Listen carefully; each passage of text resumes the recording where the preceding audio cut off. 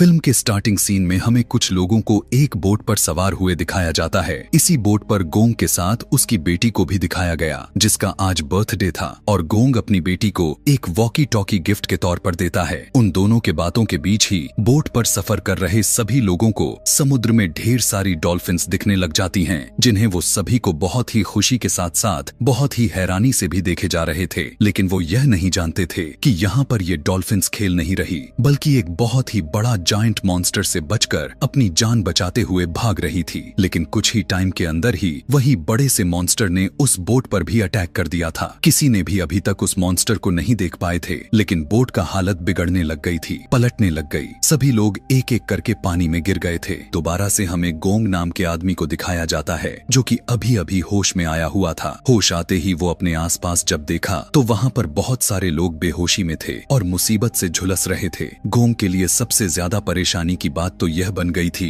कि अब उसकी बेटी उसे कहीं पर भी नजर नहीं आ रही थी। लगातार गोंग अपने बेटी को ढूंढने में लग जाता है, लेकिन तभी अचानक उसे अपनी बेटी की आवाज उसके ही वॉकी टॉकी से आती हुई सुनाई देती है। अब क्योंकि उसने उसी वॉकी टॉकी को अपने बेटी को बर्थडे पर गिफ्ट की हुई थी, उसी वॉकी टॉकी से इन सारे लोगों पता चला था कि सिर्फ यहाँ पर इतने ही लोग बस सर्वाइवर्स नहीं हैं, बल्कि यहाँ से दूसरी तरफ भी बहुत से सर्वाइवर्स भरे पड़े थे। वो सभी लोग अपने सामने वाले सर्वाइवर्स के थोड़ा करीब पहुंचकर उन्हें बुलाने के लिए सिग्नल्स देना शुरू कर देते हैं कि तभी गोंग अपने बेटी को दूसरे वाले क्राउड में देख लिया था। वो जल्दी से भागकर अपनी बेटी के पास जाना तो चाहता था, लेकिन उसी के पास खड़ा हुआ आदमी उसे वहां जाने से रोक लेता है, क्योंकि उस आदमी को जो चीज वहां पर नजर आ रहा था वो बहुत ही भयानक था। असल में वहां पर एक बहुत ही बड़ी सी चीज मूव कर रही थी और कुछ वक्त के बाद उन लोगों से यह रिवील हुआ कि ये जो उन लोगों के पीछे चल रही थी वो दरअसल एक बहुत ही बड़ा स्नैक था। सब लोग इस बड़े से मॉन्स्टर को देखकर वहां से दूसरे सर्वाइवर्स की तरफ भागने की कोशिश करने लग जाते हैं, लेकिन यह मॉन्स्टर उनको यहाँ से भागने तक का टाइम नहीं देता, क्योंकि वो पलक झपकते ही सभी को एक ही बार में निगलते जा रहा था और साथ ही साथ वो अपने पूंछ की अटैक से लोगों को ऊपर हवा में मार मार कर फेंक रहा था। यहाँ पर गोंग उस मॉन्स्टर से सिर्फ अपने बेटी की जान बचाना चाहता था, इसीलिए वो बगैर उस मॉन्स्टर से डरते हुए अपनी बेटी को बचाने के लिए आगे बढ़ता है। लेकिन यहाँ पर एक और आदमी उसे पकड़ लेता है, क्योंकि वो दूसरा वाला आदमी गोंग की जान बचाना चाहता था। गोंग देखता है कि उसकी बेटी खड़े होकर उसे देखे जा रही थी कि तभी अचानक से उस मॉन्स्टर ने गोंग की बेटी को भी निगल लिया था। बहुत सारे लोगों को खा लेने के बाद वो जायंट स्नैक यहाँ से जंगल की तरफ चला गया, लेकिन यहाँ पर बचे हुए सर्वाइवर्स काफी ज्यादा मात्रा में डर चुके थे। उन लोगों ने अपने बहुत से साथियों को खो दिया था, लेकिन यहीं पर हमने गोंग को भी देखा, जिसे अब उसे किसी भी चीज का परवाह नहीं थी, बल्कि वो तो अब बहुत ही जोर जोर से रो रहा था कि तभी उसी दौरान उसे अपने बेटी की वॉकी टॉकी से कुछ सिग्नल्स आते हैं। इसीलिए अब वो अपने बेटी के पीछे जाने की डिसीजन ले लेता है। असल में वॉकी टॉकी के उस सिग्नल का मतलब था कि वो लोग जो सांप के पेट में जिंदा गए थे वो अभी तक मरे नहीं थे। इसीलिए गोंग के साथ एक और आदमी जिसका नाम मौ है, वो दोनों उस स्नैक के पेट के अंदर के लोगों को बचाने की तैयारी करने लग जाते हैं, जबकि यहाँ पर बचे हुए और लोग भी उसके टीम में शामिल हो जाते हैं। ज्यादा लोग हो जाने के बाद उन लोगों को बचाने के लिए जंगल के अंदर चले जाते हैं, लेकिन इधर बाहर खड़े हुए लोग उन लोगों को बेवकूफ समझ रहे थे, क्योंकि उन्हें लग रहा था कि वहाँ जंगल के अंदर जाना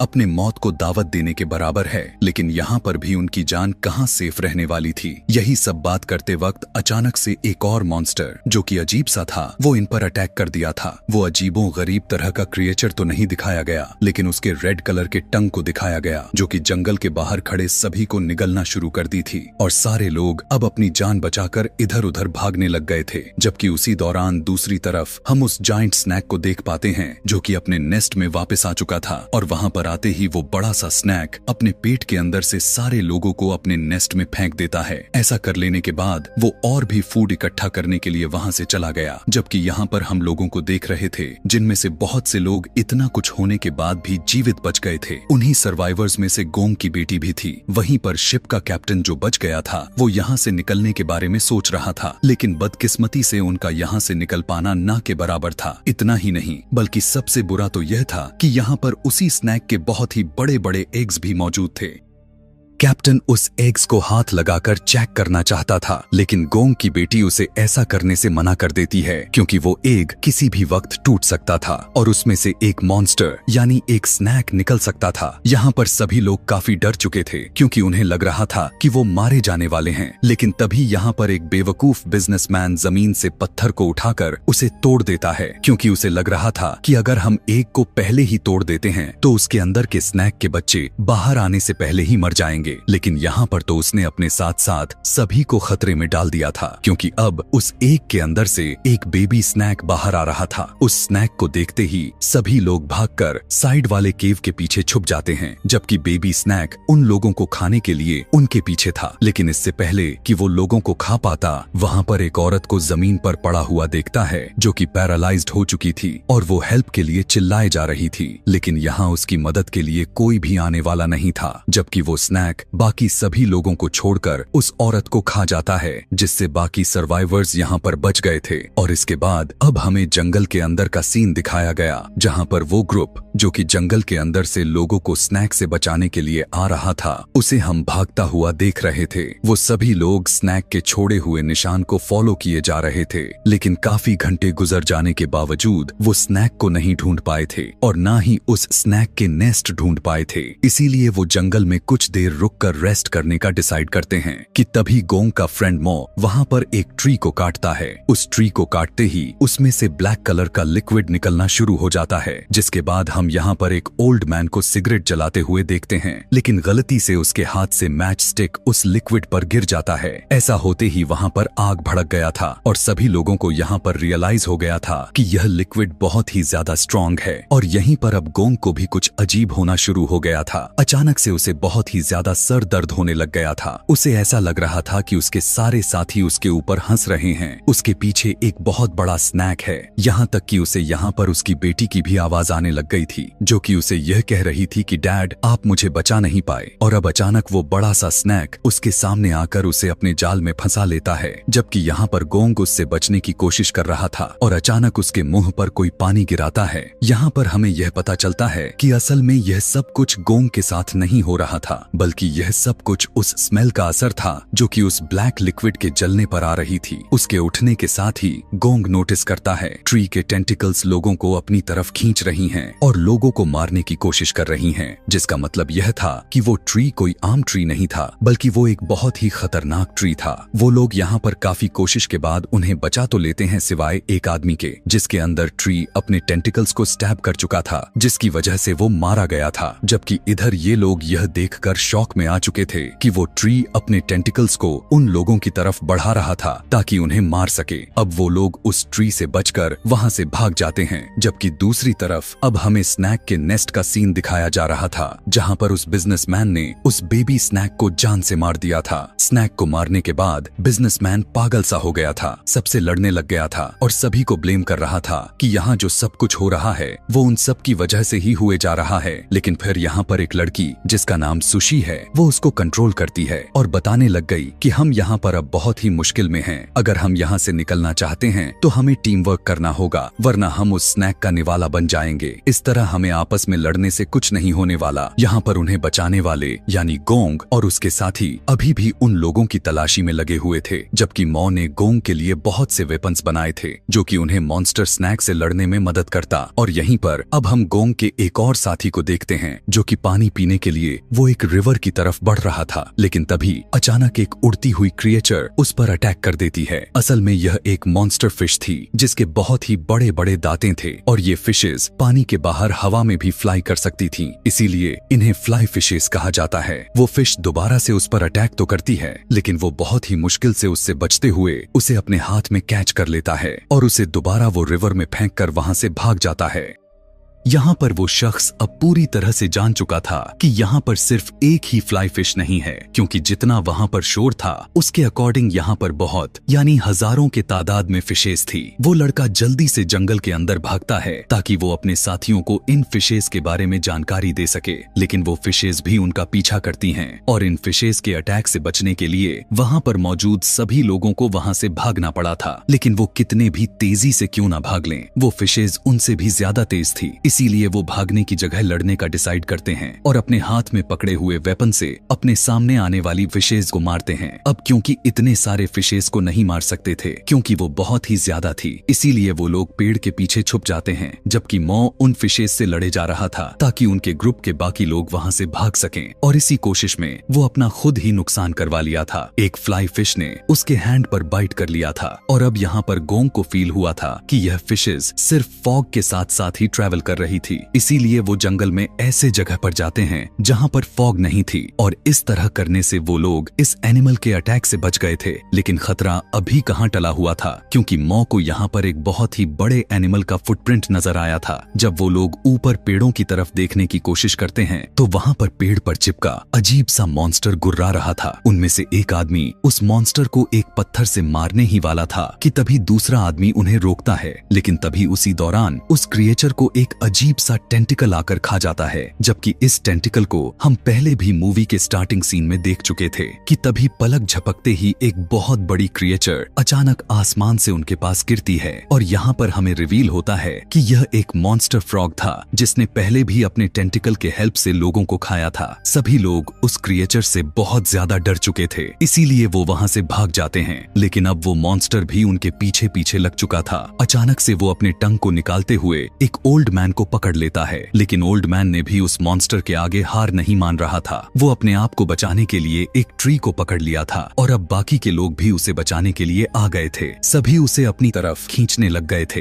लेकिन यह सब काफी नहीं था क्योंकि वो मॉन्स्टर बहुत ज्यादा ही पावरफुल था। इसीलिए अब वहाँ पर एक आदमी उसके टंग को काटने का सोचता है और जैसे ही वो अपने नाइफ से उसके टंग पर मारता है तो उसके टंग से कुछ ऐसा लिक्विड निकला जिसे उस आदमी का फेस पूरी तरह से जल गया था। और अब यहाँ पर मॉ, जो कि काफी आगे तक चला गया था, वो अपना बनाया हुआ वेपन लेकर वापस आ जाता है और उस वेपन से उस मॉन्स्टर फ्रॉग के आंखों में स्टैब कर देता है, जिसे अब उसे बहुत ही ज्यादा पेन होने लग गया था। इसी दर्द की वजह से वो ओल्ड मैन को भी छोड़ चुका था और अब उन सभी लोगों को वहाँ से भागने का मौका भी मिल गया था, जो बिना पीछे देखे सभी वहाँ से भागने लग जाते हैं। लेकिन अब मॉन्स्टर फ्रॉग भी काफी गुस्से में आ चुका था, इसीलिए वो उनका पीछा नहीं छोड़ता और वो जोर से जंप करता है। उसकी इतनी छोटी से जंप ने इतना दूरी तय कर लिया था जितना इन लोगों ने काफी देर भाग कर किया हुआ था। और उससे पहले कि अब वो लोगों को खा जाता, यहाँ पर एक बहुत ही बड़ा स्नैक उसे हवा में ही खा लेता है। यहाँ पर सभी लोग यह नजारा डरते हुए देख रहे थे, जो कि काफी खौफनाक था कि वो बहुत ही बड़ा स्नैक उस बड़े फ्रॉग मॉन्स्टर को खा रहा था कि तभी उसी खाने के दौरान उस स्नैक का ध्यान उन आदमियों की तरफ चला गया। जैसे जैसे वो लोग आगे भाग रहे थे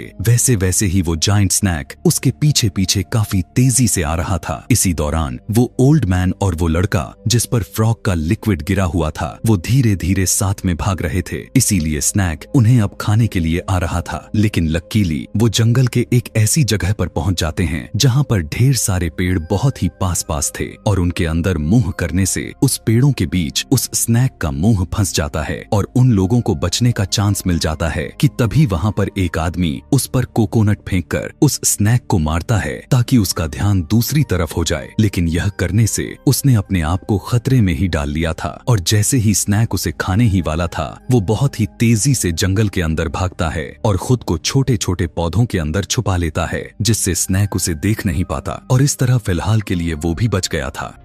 इसके बाद अब मॉन्स्टर स्नैक वापस पीछे की तरफ मुड़ा था जहां पर वो ओल्ड मैन और वो दूसरा लड़का था। ओल्ड मैन तो यहाँ से बचकर दूसरी तरफ भाग गया था, लेकिन उस आदमी को यह पता नहीं चला था कि स्नैक उसका ही पीछा कर रहा है और जैसे ही वो पीछे मुंह करता है तो स्नैक को देखकर वो बहुत ही ज्यादा डर गया था। वो इतना डर गया कि उसके कुल कर्म ही हो जाते हैं। डरते हुए वो उस स्नैक से माफी मांगने लग गया। वो उससे रिक्वेस्ट कर रहा था कि प्लीज मुझे छोड़ दो, लेकिन अनफॉर्चुनेटली वो जायंट उसकी किसी बात का मतलब नहीं समझ पाता और वो उसे खा जाता है। जबकि बाकी के सभी लोग उस स्नैक से बचने के लिए एक रिवर में जंप कर देते हैं और पानी में छुप जाते हैं, जिस वजह से स्नैक उन्हें वहीं पर छोड़कर अपने केव की तरफ बढ़ जाता है। जहां केव के अंदर लोगों को जैसे ही जमीन के ऊपर वाइब्रेशन फील हुआ तो वो फौरन से मरने का ड्रामा शुरू कर देते हैं ताकि स्नैक उन्हें मरा हुआ समझे और वो उन्हें कुछ ना कह पाए। यहाँ पर आकर उस बड़े से स्नैक ने उस आदमी को फेंका था जो गोंग का ही साथी था, लेकिन जब उसने वहीं पर यह देखा कि उसकी बेबी को किसी ने मार दिया है तो वो अब बहुत ही ज्यादा गुस्से में आ चुका था। और जैसे ही वो गुस्से में यहाँ से जाता है तो सब लोग यहाँ से बाहर निकलने का प्लान बनाने लग जाते हैं। जब सभी लोग यहाँ से बाहर निकलने की जैसे ही प्लान कर रहे थे तो तभी जायंट मॉन्स्टर स्नैक के बाकी एग्स भी टूटने लग गए थे और गोंग के बेटी को उन्होंने वहीं पर छोड़ दिया था, जिसे अब कोई रास्ता नहीं मिला हुआ था सिवाय इसके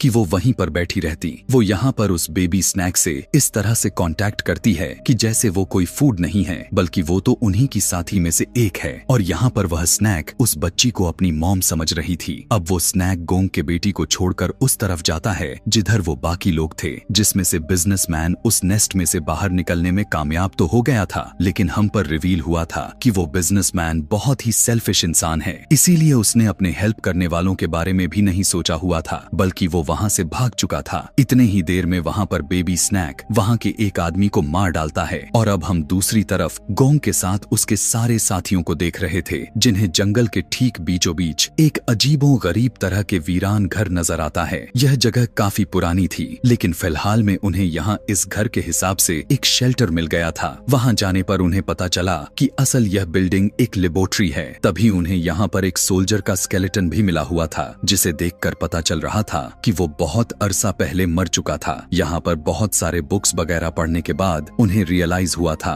कि यहाँ पर लोग इस जगह के क्रिएचर के ऊपर रिसर्च करने के लिए आए हुए थे और उनके एक्सपेरिमेंट्स की वजह से ही ये क्रिएचर इतने बड़े बड़े मॉन्स्टर्स में चेंज हो गए थे। वो लोग यहाँ पर पड़ी हुई मशीनों के जरिए रेस्क्यू टीम से कांटेक्ट करने की कोशिश करते हैं कि तभी उनकी बिल्डिंग में एक और आदमी आ जाता है। दरअसल वो वही बिजनेसमैन था जो स्नैक के नेस्ट से बचकर आया हुआ था। सभी लोग उससे बाकी के सर्वाइवर्स के बारे में पूछ रहे थे, लेकिन यहाँ पर वो बिजनेसमैन सीधा झूठ बोल देता है कि वहाँ पर मेरे अलावा सभी लोग मर चुके हैं। अब उसकी बात को सुनते ही गोंग अपने होश खो बैठा, क्योंकि उसकी बेटी ही तो उसकी लास्ट होप थी। रात होने पर वे सभी लोग यहीं पर सो जाते हैं और अगली सुबह उनकी आवाज कुछ हेलीकॉप्टर से खुलती है। वो लोग जल्दी से बाहर जाते हैं। गोंग भी उस हेलीकॉप्टर की तरफ जाने वाला था कि तभी उसी टाइम पर उसे उस वॉकी टॉकी से कुछ सिग्नल रिसीव हो जाते हैं। यह सिग्नल उसी वॉकी टॉकी से आ रही थी जो गोंग के बेटी के पास थी। यहाँ दूसरी तरफ इतने बड़े जंगल में वो हेलीकॉप्टर उन सर्वाइवर्स को नहीं देख पाया था, बल्कि वो आगे बढ़ गया था। गोंग जल्दी से अपने ग्रुप के पास जाकर बताता है कि उसकी बेटी अभी भी जिंदा है और उसके पास और भी बहुत से लोग जिंदा हैं, इसीलिए हमें उन्हें बचाना चाहिए। जबकि यहाँ बिजनेसमैन सभी को कह रहा था कि तुम लोग पागल हो चुके हो, वहाँ पर कोई भी जिंदा नहीं है। और बिजनेसमैन की बात यह सभी लोग मान जाते हैं। यह सोचकर गोंग शायद सदमे में है, इसलिए यह सब कुछ कर रहा है। लेकिन जैसे ही वॉकी टॉकी से सच में लड़की की आवाज सुनते हैं तो उन्हें यकीन हो जाता है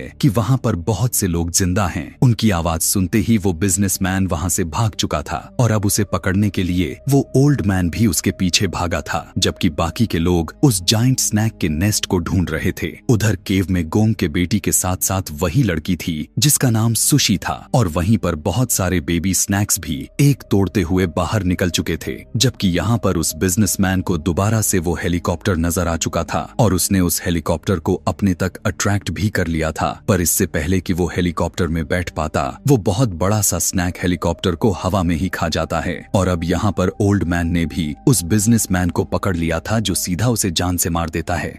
जबकि दूसरी तरफ अब हमें स्नैक्स के नेस्ट का सीन दिखाया जाता है, जहां पर अब बहुत सारे स्नैक्स हो चुके थे और वो लोग उन दोनों लड़कियों को खाने के लिए आगे बढ़ रहे थे। लेकिन सबसे पहले निकला हुआ स्नैक उन सारे स्नैक्स को रोक लेता है, क्योंकि उस स्नैक को लग रहा था कि गोंग की बेटी उनकी मॉम है। जबकि यहीं से गोंग की बेटी को अपने फादर की आवाज भी सुनाई देने लग गई थी, जो कि उनको ढूंढते ढूंढते स्नैक के नेस्ट तक पहुंच चुका था। अब फाइनली गोंग को भी अपनी बेटी मिल चुकी थी और वो अपनी बेटी और बाकी लोगों की हेल्प करने के लिए उस नेस्ट के अंदर किसी पेड़ की टेंटिकल्स को डाल देता है। अब जैसे जैसे वो अपनी बेटी और सुशी को ऊपर की तरफ खींच रहा था, तभी वहाँ पर वो बहुत बड़ा सा स्नैक भी आ चुका था, जो कि अब बहुत ही ज्यादा गुस्से में दिख रहा था। लेकिन इससे पहले वो स्नैक उन्हें कुछ कर पाता, यहाँ पर मौ आ जाता है। वो अपने हाथ में पकड़ी हुई एक्स से स्नैक की आंखें ही फोड़कर उसे कुछ मिनट के लिए वहाँ से दूर कर देता है, जिस दौरान गोंग को मौका मिल चुका था कि वो उन लड़कियों को बाहर निकाल ले। और जितनी देर में गोंग यह काम कर रहा था, तब तक मौ उससे लड़ता जा रहा था, लेकिन वो भी बेचारा कितना लड़ पाता। यहाँ पर अब आखिरकार स्नैक उसे खाने ही वाला था, लेकिन तभी पीछे से उनका एक और साथी आकर अपने वेपन से स्नैक के दूसरे आई पर भी अटैक कर देता है और मौ इस मौके का फायदा उठाते हुए एक ट्री को उसके ऊपर ही गिरा देता है, जिसकी वजह से स्नैक अब इनसे काफी दूर हो चुका था। लेकिन यहीं दूसरी तरफ हम देख पाते हैं कि वो लड़कियां अभी तक बाहर नहीं निकल पाई थीं और यहाँ आखिरी मिनट में आकर उनकी मदद शिप का कैप्टन करता है। वो उन दोनों लड़कियों को ऊपर करने की कोशिश करता है, जिससे वो दोनों लड़कियां तो बाहर निकल चुकी थीं, लेकिन वो शिप का कैप्टन उन्हीं बेबी स्नैक्स के हाथों मारा जाता है। उसने उन लड़कियों के लिए अपनी जान को कुर्बान कर दिया था और अभी वो लोग अपनी जीत का जश्न मना ही रहे थे कि तभी वो देखते हैं कि बड़े जायंट स्नैक को भी होश आ गया था। इधर बिजनेसमैन को भी दिखाया गया, जो भागते भागते उसी जगह पर पहुंच गया था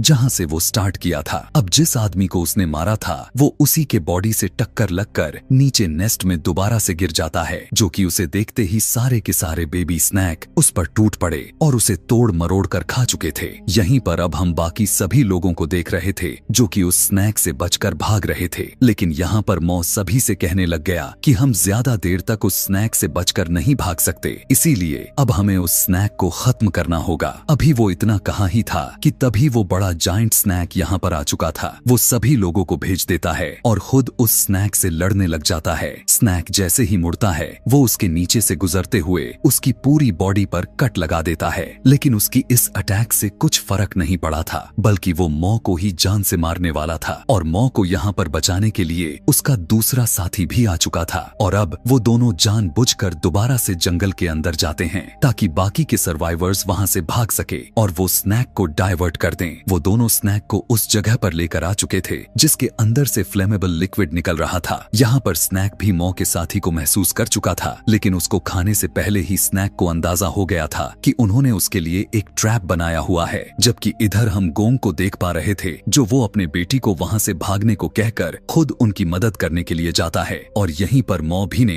अपने स्टिक की उस फ्लेमेबल लिक्विड में डीप कर दिया था कि तभी मौ का साथी दोबारा से जंगल से वापस आता है जहाँ पर गोंग जंगल के अंदर जाने वाला था। वो सभी लोगों को वहाँ से भागने के लिए कहता है, जिससे गोंग को अंदाजा हुआ था कि उनसे कोई गलती हो गई है और उनके पीछे देखते ही यहाँ पर सच में कुछ बहुत ही गलत हो चुका था। उस स्नैक ने दोबारा गोंग की बेटी को खा लिया था, जिसे देखते ही अब गोंग को बहुत ही ज्यादा गुस्सा आता है और वो स्नैक से खुद लड़ने का डिसाइड करता है। और जैसे ही वो स्नैक से लड़ने के लिए स्नैक के आगे जाता है तो स्नैक अब उसे खाने वाला ही था। अभी वो अपने मुंह को बड़ा करके खोला ही था कि तभी वहाँ पर जंगल से मौ निकल आया, जिसके हाथ में आग थी, जिससे डरकर स्नैक दोबारा से जंगल में भाग गया था और मौ उसका पीछा करने लग गया। फिर स्नैक जैसे ही उन पेड़ों के पास पहुँचता है जिसमें से फ्लेमेबल लिक्विड बाहर निकल रहा था, तो वहाँ पर मौ अपने हाथ में पकड़ी हुई आग को फेंक देता है, जिसे वो स्नैक अब पूरा का पूरा जलने लग गया था। वो अपने आप को बचाने के लिए जंगल से दोबारा बाहर निकल आया, लेकिन आग की जलन इतनी तेज थी कि वो अपनी जान नहीं बचा पाता और वो मर जाता है। गोंग जल्दी से उस मरे हुए स्नैक के पास पहुंच गया ताकि वो अपने बेटी को बचा सके। स्नैक का मुंह खोलते ही